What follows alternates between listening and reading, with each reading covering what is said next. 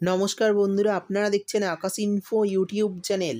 তো বন্ধুরা, বর্তমানে পশ্চিমবঙ্গের মাননীয় মুখ্যমন্ত্রী মমতা বন্দ্যোপাধ্যায়ের ঘোষণা অনুযায়ী আপনাদের বাড়িতে যদি কোনো বয়স্ক মানুষ থেকে থাকে বা বেকার ছেলে মেয়ে থেকে থাকে এবং কোনো মহিলা যদি থাকে, তাহলে আপনাদের জন্য রয়েছে বড় সুখবর। প্রত্যেককে বিভিন্ন প্রকল্পের মাধ্যমে আর্থিক সাহায্য দেওয়া হবে। তো আপনারা যদি কোনো প্রকল্পে নাম নথিভুক্ত করে থাকেন, সে রাজ্য সরকারের যে কোনো প্রকল্পে, তাহলে আপনাদের জন্য এই ডিসেম্বর মাসে খুশির খবর রয়েছে। আমরা জানি বর্তমানে রাজ্য এবং কেন্দ্রীয় সরকারের একাধিক প্রকল্পের টাকা ইতিমধ্যে দেওয়া চলছে। ডিসেম্বর মাসের শুরু থেকেই কোন কোন প্রকল্পের টাকা আপনারা ব্যাঙ্ক অ্যাকাউন্টে পাবেন আজকের ভিডিওতে জানিয়ে দেব।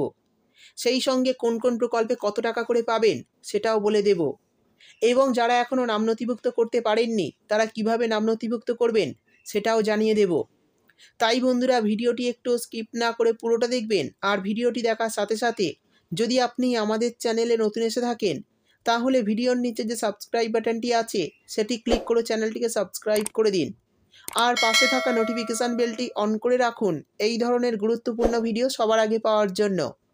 তো চলুন বন্ধুরা, ভিডিও শুরু করা যাক। দেখুন, বলা হয়েছে রাজ্য ও কেন্দ্রীয় সরকারের কোন কোন প্রকল্পের টাকা ডিসেম্বর মাসে দেওয়া হবে। তো চলুন দেখে নিই কোন কোন প্রকল্পের টাকা ডিসেম্বর মাসে পাবেন। প্রথমেই বলা হয়েছে বিধবা ভাতা।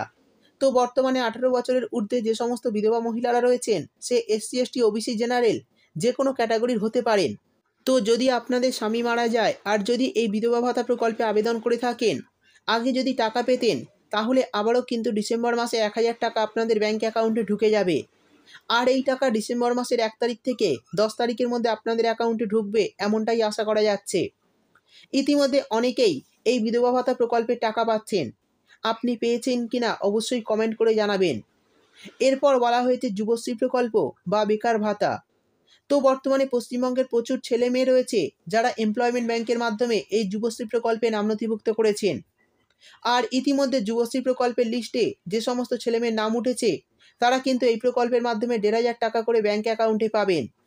তো জানা যাচ্ছে ডিসেম্বর মাসের 1 তারিখ থেকে 10 তারিখের মধ্যে এই টাকা আপনি আপনার ব্যাঙ্ক অ্যাকাউন্টে পেয়ে যেতে পারেন। তারপর বলা হয়েছে লক্ষ্মীর ভাণ্ডার প্রকল্প। তো বন্ধুরা, পশ্চিমবঙ্গ রাজ্য সরকারের সবচেয়ে জনপ্রিয় এই প্রকল্প।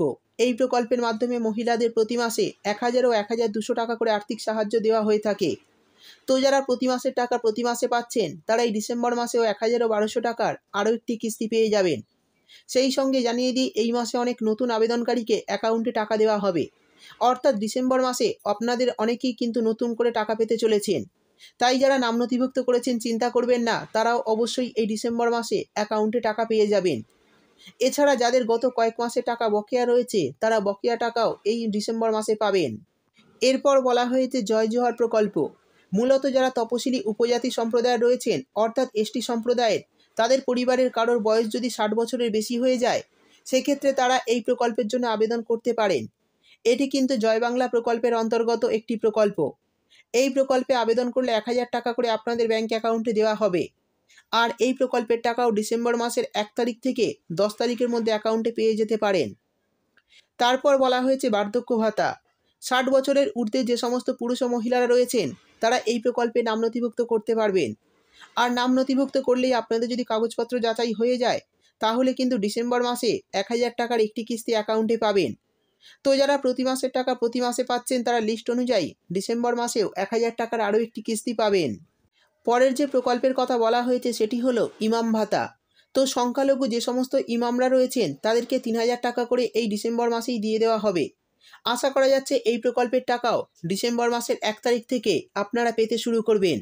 এরপর বলা হয়েছে প্রতিবন্ধী ভাতা।